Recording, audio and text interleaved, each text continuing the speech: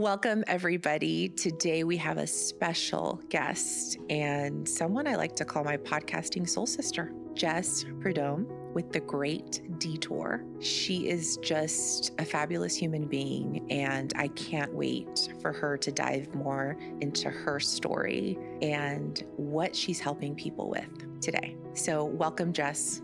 I'm honored to be in your presence. So thank you. Thank you so much. What a warm welcome. I am so excited to be on the show.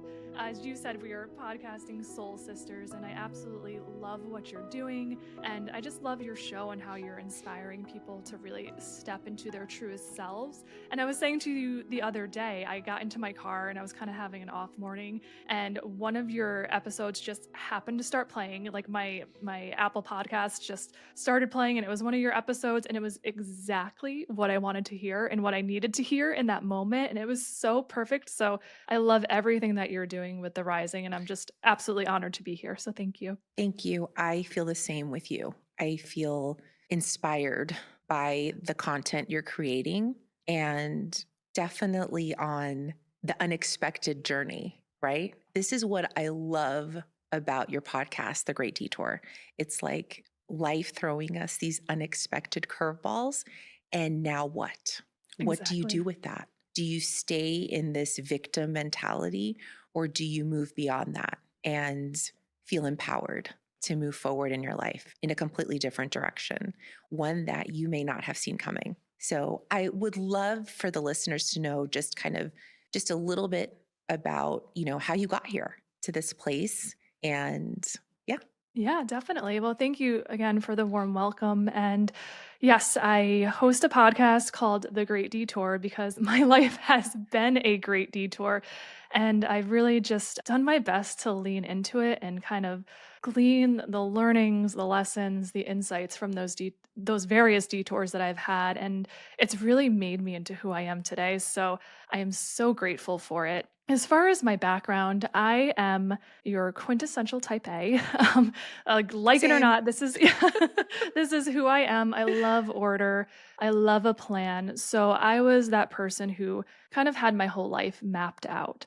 I got the A's in school, went Mm. to a great college, got the corporate gig after college, and even went so far as to marry my high school sweetheart. Just checking boxes as I Mm. went along, and just thought, man, I've really put this plan into place. I did this well. I have it all figured out, and I kind of know what's coming next. I did the thing right, you know? Well, joke's on me because life was like, yeah, no, that's not how life works. And we're going to throw you some curveballs. And when I was 35 years old, my marriage just unraveled at the seams. And Mm. this was honestly one of my greatest fears in life. My relationship was so important to me. To say that it was a big part of my identity is an understatement. It Mhm. was my identity.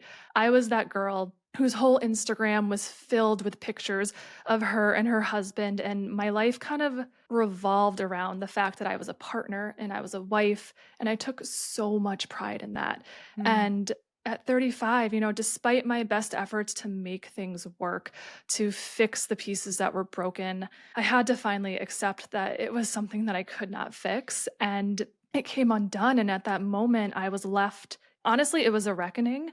And I was left with the question of, who am I? Mm. And it was simultaneously one of the most terrifying and also exciting questions I've ever had to ask myself. And to be honest, in that moment, I didn't know. I didn't know who I was without a partner. And it really set me off on this journey of self discovery and trying to figure out, who am I alone? Like, who am Mhm. I single? Just who am I at the core of everything? And so it has not been an easy journey. There have been a lot of ups and downs and many other lessons along the way, but it's been so beautiful in the sense that I feel like I have come home to myself in a way that I never knew I needed to. I love that because so much of what you're inspiring us to do is to find our inner power. And that gets buried as we are going through life. And as you said, trying to check off boxes. Because similar to you, I was on the same path of just trying to get another box checked in my life, and that it had to be by a particular point. And if it didn't, something was inherently wrong with me. And oftentimes when people get into marriages, no one signs up for divorce. I mean, we all believe that it's going to last the lifetime, right? And there's so much shame too around that if you didn't make it. And I Mm. wish there wasn't, right? Yeah, it's something I learned. I have so much more empathy for anyone who's gone through divorce, especially if you've gone through it with children. I don't have Hmm. children, so it was a very different experience for me. But I think beforehand, before I got divorced, there was a sense of judgment. My parents Hmm. are divorced too, so I think I had some shame surrounding it growing up and thinking that, oh, they chose the wrong person, or maybe they didn't work hard enough. They didn't go to couples therapy and put in the work. But honestly, it can happen to anyone, and it shouldn't be a source of shame. I really do try to change the narrative around divorce because I think, honestly, sometimes it can be the highest and best and healthiest thing to walk away from something that is no longer in alignment and no longer a fit. And it is a really, really difficult choice. For anybody who's had to make that decision, it's usually a last resort. It's usually after years of trying and reading the books and going to therapy and all of those things. So it's really softened my heart to it. And I have a lot of compassion for who's going through it because it's a death in a way. You're It grieving is. the loss, not only of this person that you envisioned a life with, but of a life that you envisioned for yourself. That life is gone and you have to start from scratch and create something new. It's interesting because my husband and I always say, this works until it doesn't. Maybe we're realists. Yeah, that's different. And luckily, we're going on year 16, Wow. but we're at the age right now in our 40s where we're watching people around us divorce. Mm. So we're at that life stage. And we don't pass any judgment or shame.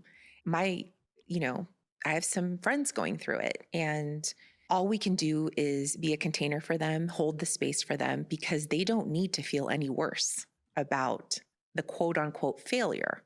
And I don't deem it as a failure. I deem it as you took a chance on your life and you thought that this was the fit at the time. And my best friend and I always joke, we're like, we wish you could sign the marriage contract like every 5 years. Right.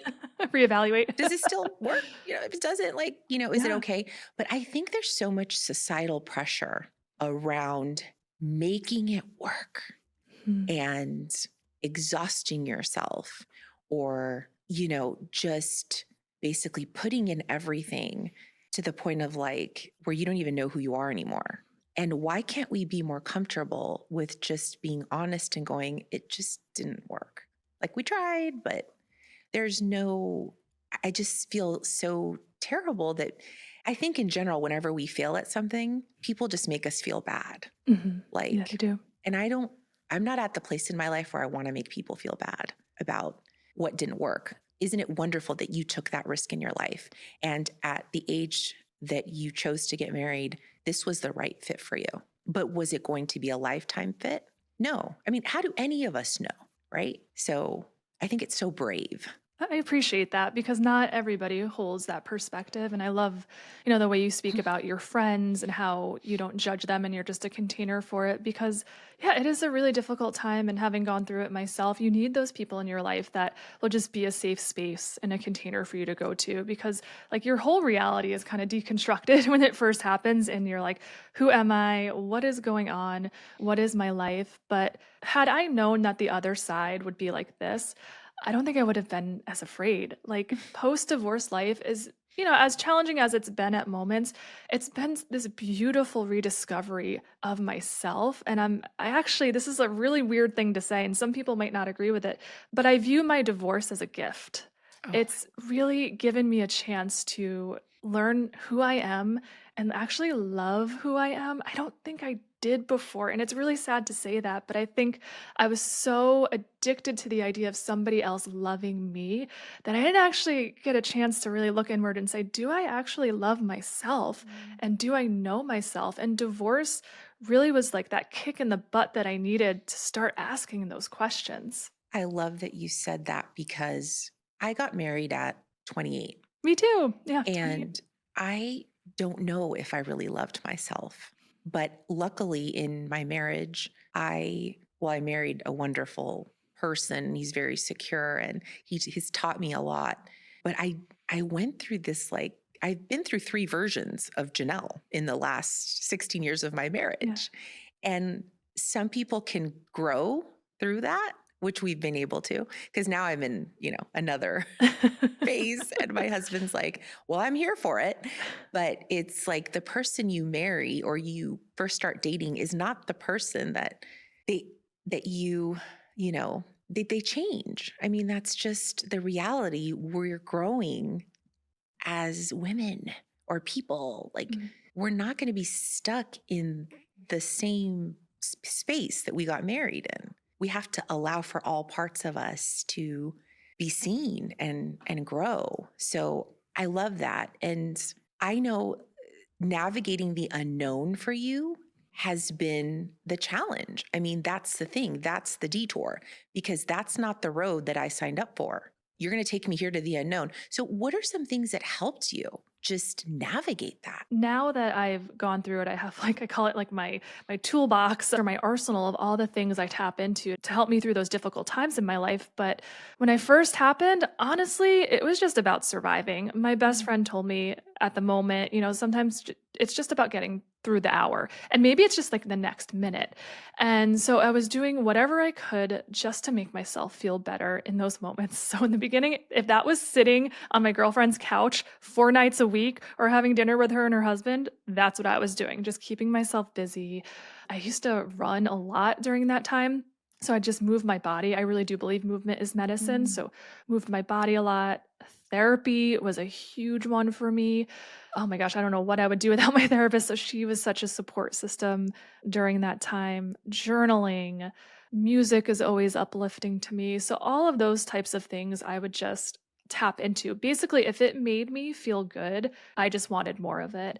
And I also, it's hard with divorce because your social circle will change. You're used to hanging out with mutual friends or doing things together. And then all of a sudden, that's gone. So you kind of have to find new friends too. And that's hard. It's like not only are you learning how to be alone for the first time, like romantically, it's like, oh my gosh, I gotta find new friends too. Like, what the heck? This is a lot. But I knew that was something I needed to do, is to expand my social network. So I joined clubs and activities, and I joined a kickball team at 35 years old, but I made a lot of great friends from it. And even now I'm part of a run club, and I've really just worked to plug myself into activities and help meet new people so that I can continue to expand my network and also learn and grow on my own as well.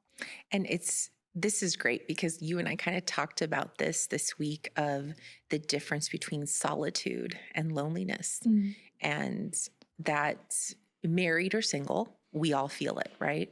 And especially if you're single and divorced, navigating this new path. So how do you deal sometimes with the bouts of loneliness that come through? Because I think it's great, because in everything you've done, it's almost like you've been intentional with, like, I know I'm going through this, so I'm going to not numb it away. I'm going to actually seek things that Mm. will help me on the journey. But yeah, how do you navigate some of those bouts of loneliness? Because I know some of my friends are going through that, and it's tough sometimes. No, it's really tough, and I have my days where I'm not always the best at it. Mhm. Even so, I'm 4 years out, but I still have my days now, and especially if something triggers me or it's around the holidays, or you'll feel lonely. And I really, like with anything, I try to lean into it I love and that. to I was feel it. just going to say that. This is why you and I are on the same wavelength. I'm like, Yeah. she's leaned into it, Yeah. because so many people don't want to. Mhm. I mean, They're I get so it. scared Yeah. to lean into pain. And if you can just allow yourself to feel the sharp edges, you'll survive. You'll get through it. And you'll actually gain much more empowerment, I think. Oh, for Which sure. which I've seen with you, and it's so inspiring. It's inspired me, actually. The one day you were like, I'm taking myself out to dinner. Oh, yeah. I did. Yeah, I took And I myself on a said, date. Yeah. I said, I haven't taken myself out to dinner. I go, Jess is inspiring me today. I have 3 hours to myself. Go sit at a restaurant, Janelle. Like, not like a fast, one, right? Like sit down and have dinner with yourself and maybe put away your phone. I grabbed a book and I had a date with myself, but that was inspired by you. Oh, I I was love like, that. this is so great. So what do you think your mission is with all that you've been through? I mean, I feel like I know what it is, but like, you know, what do you want to help people with on Yeah, this? and it's so funny that like my biggest catastrophe in my life has, I feel like, led me to my purpose. It's such a beautiful thing that Mine like when people too. turn their pain into power. And I think that's something I want to help other people do. And that's why I started my podcast, is because, I was telling my story, my 17-year long relationship fell apart. This is awful, but I realized I'm not the only one. Everybody has something, and everybody has their own detour. So why don't we share those stories and help each other? So I think, my mission is really to help people see their detours as maybe paths that they didn't expect that can lead them towards alignment and towards purpose, and really to help people tap into the most empowered and authentic versions of themselves. Because I think prior to my divorce, I was living a life, not that it was inauthentic, but it really wasn't me. I was doing the things I thought I was supposed to Mhm. do. It was just kind of on autopilot. And a lot of times when these types of detours happen or unexpected things happen, it really forces you to stop and take a look at your life and realize, what do I want? Mhm. Where am I going? And that, I think, really leads to authenticity. And then you can choose a path that is true to you, not the box checking, but one that feels right and feels aligned. So that's something I'm hoping to lead other people to, and encourage them to lean into these detours or things that might not be going right in their lives, but allow it to lead them to maybe where they're supposed to be. Oh my gosh. You and I speak the same language. I say this We all the do. time. We I don't do. know. This is just like something that I highly believe in. I believe that all of these obstacles, detours, they lead you to living a more aligned life and a life that feels good for Mhm. you. Yeah. And like you said, it's not that it didn't feel somewhat right before, but when you're living from a more authentic place, you just wake up more energized with more vitality You do. because you know what you're here to do. Mhm. And you somewhat, I did as well, find my purpose through the pain. And you have to go through it for it to get revealed. And it's interesting. The other day, I was thinking about it and I said, I wish I maybe wouldn't have gone through that, but said, no, I said, all of this prepared you for this. And you are living the life now that you really want to live. And you're much happier. You wake up energized. You are full of joy and you live from a different place. And if that all had to happen as the good, the bad, the ugly, then I'm okay with it. And I can look back and give thanks. Mhm. So I'm sure you're feeling that too, even though it was Yeah. painful and not the path that you would have thought. Not at all. I mean, it wasn't even just my divorce. The divorce, I lost my 17-year relationship, and then, I kind of got into this groove where I was like really enjoying single life and Mm. felt like, oh, I'm really leaning into this. And almost a year to the day later, my dad was hospitalized for like almost 4 months in the ICU, and my whole world turned upside down again. And I was like, oh my gosh, can I get a break? But Right. even from that experience, growth occurred. And then, there's just always something, and it's taught me that we cannot avoid detours. We cannot avoid pain. So why not use it to really strengthen me and help, I don't know, just take that and make me more resilient. And so now I know whatever's coming my way, and I'm not naive enough to think that there's not more detours on my way. I just know that I can handle whatever comes my way. And it takes me out of that fear mindset. Like I Mhm. always used to be in this fear mindset. Oh my God forbid my marriage falls apart. What will I do? Now I know, all right, I don't know what I'll do, but I'll figure it out. That's a very I love that. empowering place to be. And I think when you make decisions from that place, they're decisions based on alignment, not out of Mhm. fear. Exactly. I feel like you're also not afraid to take risks. Like you've put yourself out there in so many different circles and spaces and opportunities, and you're constantly looking for that. And that is an empowered place to live from because you're not living in this fear Mhm. of oh, I don't know. I don't know if I could get out of that discomfort. And this is my issue with a lot of people is that like they're afraid to leave the familiar and it paralyzes them. But I often wonder too, and I don't know if you wonder this, but like it's interesting that some people don't get hit as hard with certain things. Some don't. And like I somehow have been smacked upside the head numerous times. And I go, gosh, like how come some people don't? Do they not need the sign? Like, is it just me or what is it? I don't know if you Oh, have for thought about sure. that, but I have. And I just think I've come to the conclusion that everybody's journey in this life is different. And yeah, maybe I came here to learn a specific lesson or something, and maybe that's not their path. Or maybe I'm right. just an old soul and I signed up for some I crazy know. assignment. My Who soul knows? signed up for like, you know, the hardest contract. Like, let me Right? just, our soul does somewhat choose it for us. I do But believe maybe it that. is to unlock something Yeah, and that sometimes I'm we didn't think joking, possible. like, I'll be thinking and I'll just say to the universe, like, "I want this," or "I desire this," but I say, "With the least in the gentlest way possible, please," because Yes. sometimes you ask for something and they're like, "All right, we're gonna give you that, but you're gonna," like, maybe I asked for an empowered life, and it's Yes. like, "All right, well, your marriage is gonna fall apart and all these things are gonna," I'm like, "No, no, no."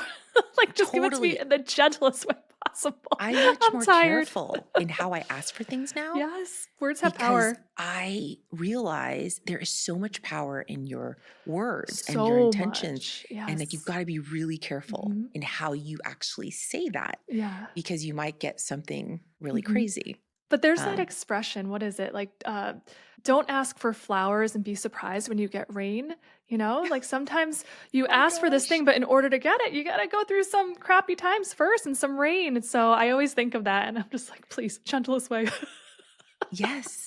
Oh my gosh. Yes, for sure. But I love what you're doing, Jess. Thank you. And I don't know if you want to share more about like just what you're working on, what you're, excited to get people on board about. But yeah, feel free to share anything. Yeah. No, thank you again. I mean, I'm just so excited that we met. I really do believe that like the right people enter your life at the Yes. right moments. And, I just launched my Instagram this January and you were one of my first followers and just an immediate hype woman. And I was like, oh my gosh, I love this woman. And then I listened to your podcast and I was like, we were meant to meet. Oh, I Um, love your stuff. Oh, thank you. But yeah, right now, just really cranking out episodes. I'm releasing actually my final episode of season 1 next week, and it's with Janelle. I'm so excited. I'm honored. That was so fun. Oh my gosh, so I can't Like, wait to release that. And yeah, right now just focusing on really growing the podcast, getting good content and good stories. And honestly, I my goal is to inspire other people, but I've been so touched and inspired by these stories myself. I feel like it's making me think and even just like reevaluating my goals and my career and where I'm going. Like, yeah, mhm. there's a lot of things that the podcast has got me thinking about, like, Yeah. where do I want to go next? How do I want to grow this? How do I want to step into this further? So it's been an exciting time for me. And, I've loved podcasts for years. It's so weird to be on the other side of it now. Like I go in Spotify or Apple Podcasts and I'm like, oh my gosh, like there's like, I feel like I manifested this. I was thinking about it Right? for It years. it's so Here fun. it I is. like, where Yeah, was this like years ago, right? Like exactly. I'm enjoying it too. I mean, we're loving the whole process and it's an education for us too. I feel like Hmm. I learned something Yeah, from each episode and each guest and the journey of podcasting is so fun. it I don't really know. is. It It is. gets me like excited. So one thing I want to do with each guest, I want to start like this closing tradition. Sure. So I have 4 principles that I share and they're like my living toolkit that I share with my followers and so I have 4 principles RISE for rise. The first one is reflection. How do you reflect in your life? How does that work for you? I am a big reflector. Well, first of all, I'm an overthinker. Everybody always tells me I think too much, but I've always just been very introspective. And I think one of the ways I do that is through journaling. Me too. Journaling is a big one for me, just kind of getting out and trying to make sense of all the thoughts and emotions that are in my head and just getting them on paper. And it's amazing to me sometimes just getting them on paper. It's just, you can sort through them a lot easier. So Mhm. that's a I big one love for that. me. Yeah. Same. I'm a huge journaler. Mhm. So, the second principle that I teach people is intention. You can't wander around aimlessly Mm. throughout your day or your life. You have to have a clear intention. Yeah. So, what is your intention? Maybe one or two for this year. My big one, and it's so funny, this is what I did, for New Year's. I stayed home alone for the first time ever this year, which would have been my biggest fear in the past. Stayed home, decided to use the night to reflect, and then set my intentions. I'm not big on goals because I feel like Hmm. goals are so easy, you can just, like, fail Me or too. but I just like to set the intention, and one of the biggest ones was to live authentically and to Love really that. continue to get closer to myself and understand who I am and what it is that my heart desires and to go after that. Oh, I love that. So the S is for simplicity. So I'm big on like clearing outside noise, Mm. outside clutter in whatever way it shows up to make space for, more clarity and calm. So is there anything you do for that, for to simplify your life if you do? It's so interesting that you bring that up because this is a recurring theme in my life lately where I was just talking to someone actually I'm going to have on my podcast soon.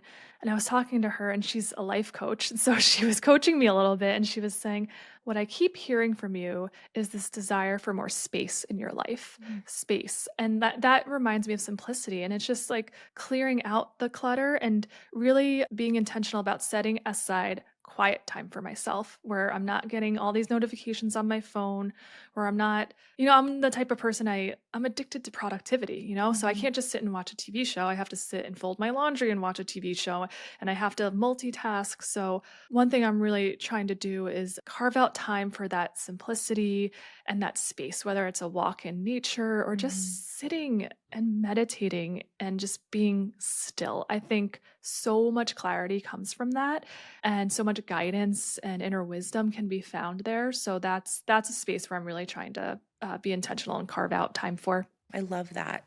My final principle is enjoyment because I feel that no matter what, joy is our birthright and we have a right Love to it. experience it, even in seasons of suffering. So, what is like one thing that brings you joy on a daily Ooh, basis? Or I love it could this. be more than one thing.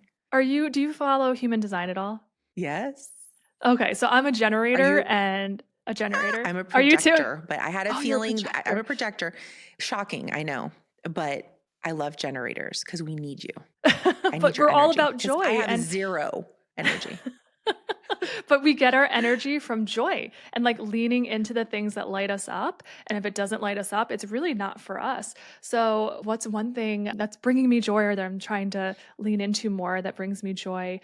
Honestly, I think it's just having this is so silly and simple, but just having more fun and whatever that fun looks like. It could be like going for a run with my run club or like taking a weekend trip away, but making sure to have fun in my life. The type A that I am, I can get really stuck in a routine and I have to crank out this episode and get this and that done, but making sure I'm still making time for play. And I think it's critical, especially as adults. It's so easy to push that to the side and deprioritize it. But I actually think it's the moments when we're in full joy and play that beautiful things come from it. Like my podcast came about after I took a trip to Italy and I was so because I love to travel. It's like one of my favorite things. And I went to Italy by myself on this like group trip, made these new friends, ate all the food, had a little romance. It was just like the best trip. And then I came home and I was so energized and full that the podcast came out of that. I mean, I'd had it in my heart for years, but like it really started coming out after that. And I think when you lean into joy, that's a byproduct of it because you're your best self and all that creativity and that good energy just flows. Well, you definitely inspired me with that one because I've been told, like Janelle, just play more, Play. have more fun, because that's where you'll really unlock a lot of your creativity. Because It's I true. get blocked a lot of times as a writer because that's Mm. really my passion is writing. But then there's times I can't write and I've been told to separate and go have fun. And I'm like, I don't want to. Because much like you, I want to be productive. But thank you for that invitation and reminder that maybe that's what we need to do is on this detour, have more fun Yeah, and I think we're here to surrender, I agree. I think we're here to right? experience joy. And I mean, yes, we have to work and life is hard sometimes, but we're also here to just live and really experience life fully. So I say go for joy. I love that. Well, thank you, Jess. Thank you so much, Janelle. I'm just so grateful that you came into my life. And this is just the beginning of our friendship and our journey together. And I just thank you. The feeling you is for oh so everything. mutual.